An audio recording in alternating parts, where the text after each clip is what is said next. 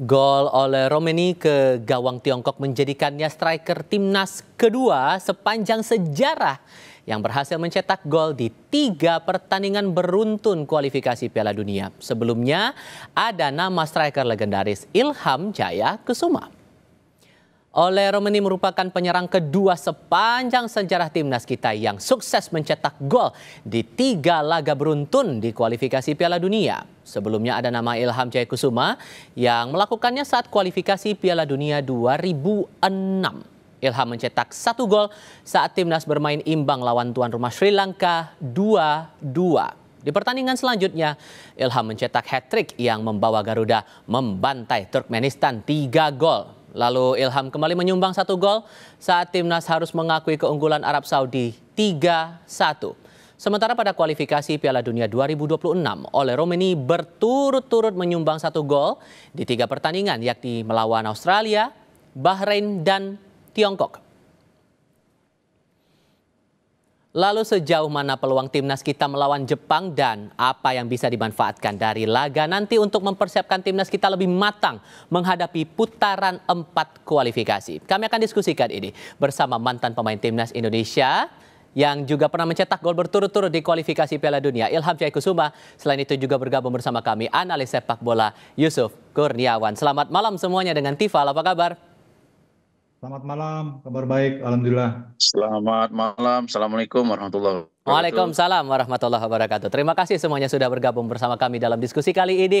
Sudah sesuai ekspektasi nggak nih Bung Ilham? Kita lolos kualifikasi untuk putaran ketiga, melenggang ke putaran keempat. Sudahkah ini sesuai ekspektasi Anda atau justru ada pandangan lain di sini?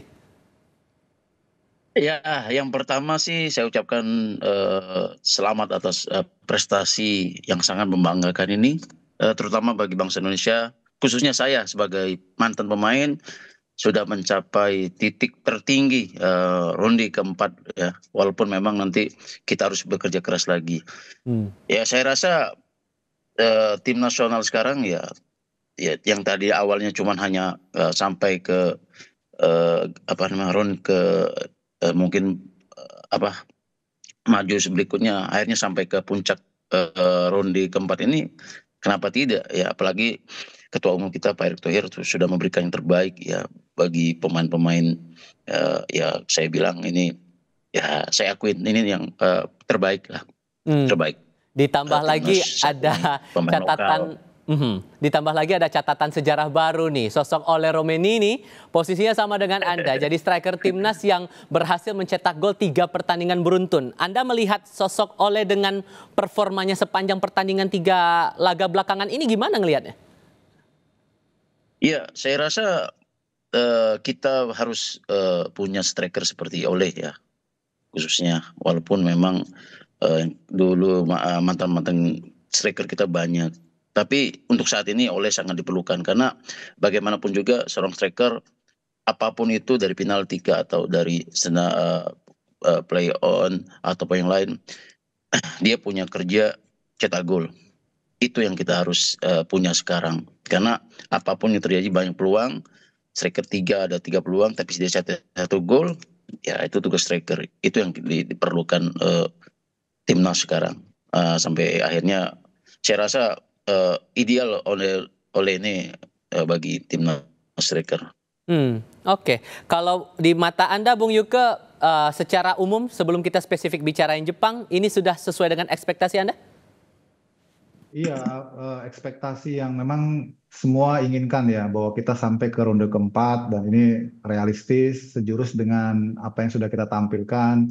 Menyambung tadi yang apa dikatakan living legend kita, Coach Ilham ya, tepat sekali. Memang sosok Ole inilah sebetulnya yang kita butuhkan sejak lama ya. Kepingan puzzle yang akhirnya kita dapatkan karena di era sebelumnya kan memang kita selalu kesulitan di sektor depan ya.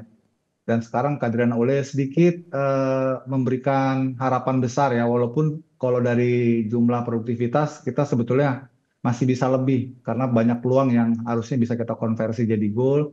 Tapi dengan performa Ole paling tidak kita sudah sedikit mengobati lah kekurangan kita di sektor depan dengan 3 gol yang dia cetak dalam 3 laga beruntun. Itu bukti bahwa kebutuhan kita sudah mulai terpenuhi di sektor depan ya. Tinggal lebih klinis lagi aja untuk pemain-pemain yang lain. Dan saya kira ini hasil yang memang seperti tadi Coach Ilham katakan sesuai dengan ekspektasi karena memang tim ini kan disiapkan sejak lama ya sebetulnya ya. Digadang-gadang oleh Pak Erik disiapkan difasilitasi ya dengan kehadiran pemain-pemain diaspora kita itu kan memang visinya memang kita lolos ke ronde keempat. Syukur-syukur kalau kita nanti bisa ke Piala Dunia ya. Oke, nah kita bicara spesifik untuk pertandingan tanggal 10 Juni melawan Jepang. Dengan kita pernah punya catatan di 15 November lalu kita ditaklukkan Jepang 4 gol saat itu. Tapi di sisi lain kita berharap bisa all out dalam pertandingan tanggal 10 Juni nanti Bung Yuke. Ditambah lagi posisi kita juga sama-sama aman masing-masing. Kita lolos bisa melenggang ke putaran 4. Jepang bisa lolos langsung Piala Dunia. Dengan target ini apakah tidak berlebihan atau gimana Anda membaca itu? Iya, kalau saya bilang walaupun pertandingan nanti tidak menentukan ya untuk siapapun ya, baik untuk Indonesia maupun juga bagi Jepang sama-sama sudah lolos. Jepang lolos langsung ke Piala Dunia, kita lolos ke ronde keempat. Tapi tetap pertandingan adalah pertandingan ya, dan kita harus selesaikan dengan sangat gagah karena bagaimanapun hasil nanti itu akan ikut mempengaruhi poin kita di ranking FIFA. Jadi sangat penting untuk kita pulang dengan poin. Walaupun kita mungkin underdog ya bermain di Jepang dan meski Jepang main mungkin dengan mayoritas pemain-pemain muda tapi Jepang ya tetap Jepang ya level mereka udah level dunia. Jadi kita harus realistis juga dan saya kira ini kesempatan juga bagi Coach Patrick untuk membuat beberapa racikan baru barangkali yang bisa ditawarkan lawan Jepang supaya kita semakin banyak variannya ya taktikalnya skemanya gitu. Kalau kemarin kan ada pemain-pemain yang mungkin belum dapat kesempatan main ya seperti Dean James ya.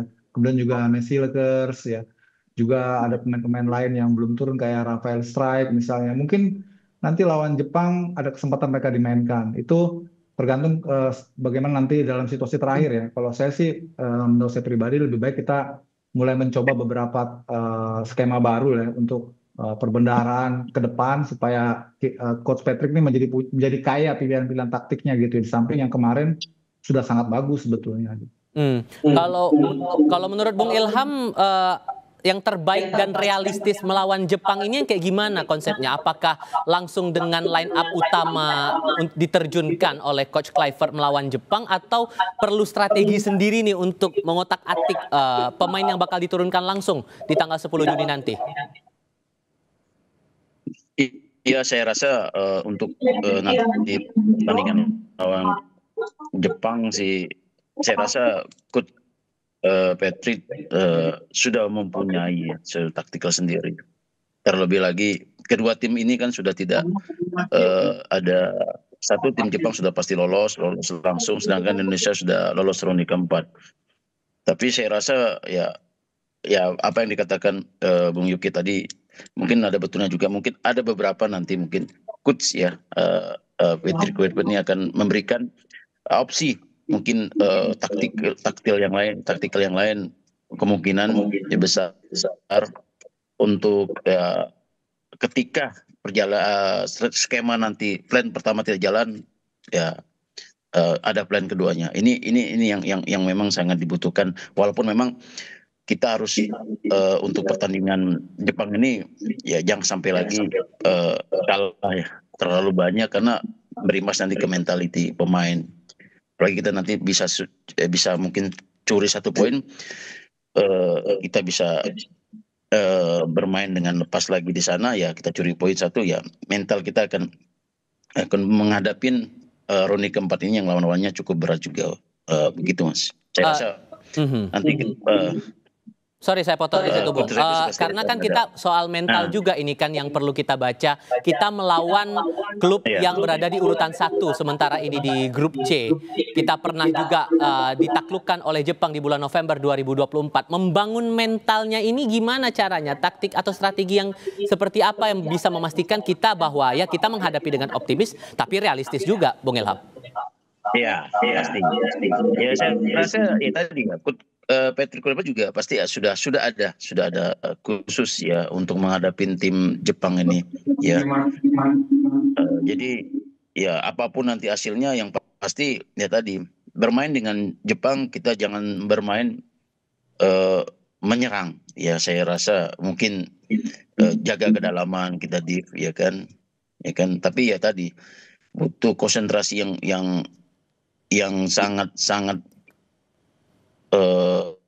apa namanya, sangat sekali, maksudnya konsentrasi sekali, karena Jepang ini tim 1, tim 2-nya mereka hampir sama, begitu. Oke, Anda sepakat juga soal itu Bung Yuka atau punya pandangan lain di sini? Iya, betul. Jepang ya tadi saya katakan di awal Jepang tetap Jepang. Jadi kita harus realistis, harus rasional juga. Memang kita pasti punya keinginan ya minimal 1 poin untuk bisa menjaga mentalitas kita, kepercayaan diri kita ke depan. Tapi di sisi lain juga kita harus konsentrasi, harus fokus, jangan berbuat kesalahan-kesalahan yang nggak perlu ya. Jepang ini kalau dikasih nafas sedikit, dikasih rongga sedikit, wah itu udah membuat kita sulit ya. Jadi kita harus kompak, harus solid ya, komunikasi harus bagus, terutama di kedalaman. Dan menurut saya defense counter menjadi pilihan taktik yang paling realistis untuk kita terapkan lawan Jepang ya.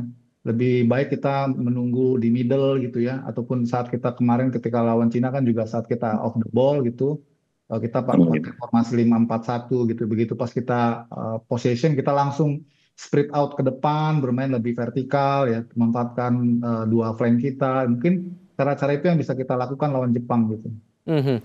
Tapi kalau Anda mencermatinya lini depan kita bakal bagaimana nanti saat melawan Jepang? Apakah nanti masih belum padu karena kesulitan ketika masuk kotak penalti atau gimana formasi pemainnya nanti? Apakah akan sama seperti di Tiongkok?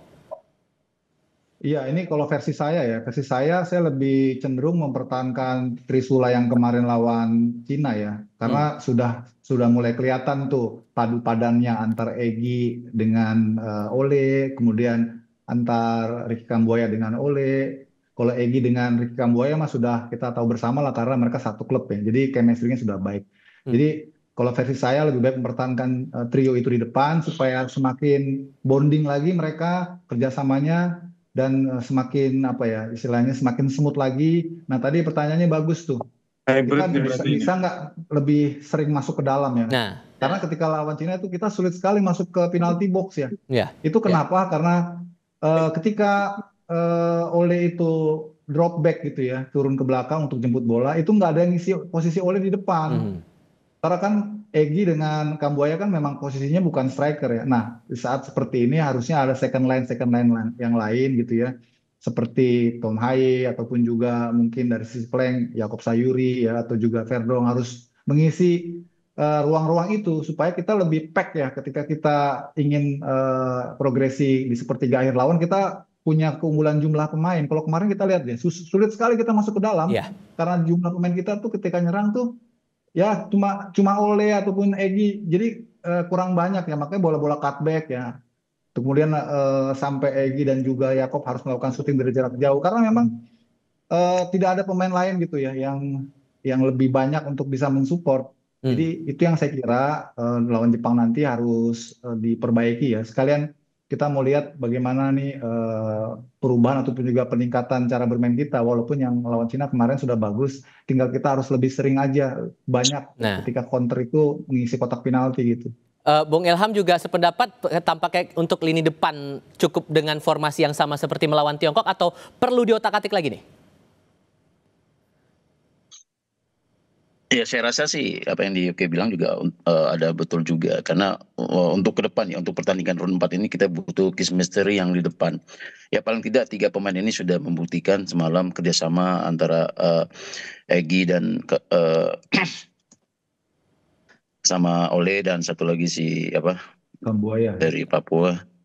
Kambuaya sudah terbukti kita di Dewa beberapa kali saya lihat penampilannya di Dewa berdua nih gelandang serang dan sayap jalan semuanya. Ya terakhir kita lihat dia bermain tiki taka sama Ole. Ya saya rasa perlu kita mungkin di nanti pertandingan di Jepang 3 pemain ini dimainkan lagi karena untuk pertandingan selanjutnya karena kita butuh sekali di dalam pertandingan yang lalu kita banyak peluang tapi ya tidak ada untuk cetak gol ya kan itu yang kita perlukan ketika ada peluang ya seperti Ole ya kan gol walaupun satu gol kita menang gitu aja sih. Yang penting prinsipnya adalah mematangkan diri menuju putaran 4 itu tadi. Bung Ilham, Bung Yuke, terima kasih banyak sudah berbagi pandangan dan diskusi bersama kami. Sehat selalu semuanya. Selamat malam.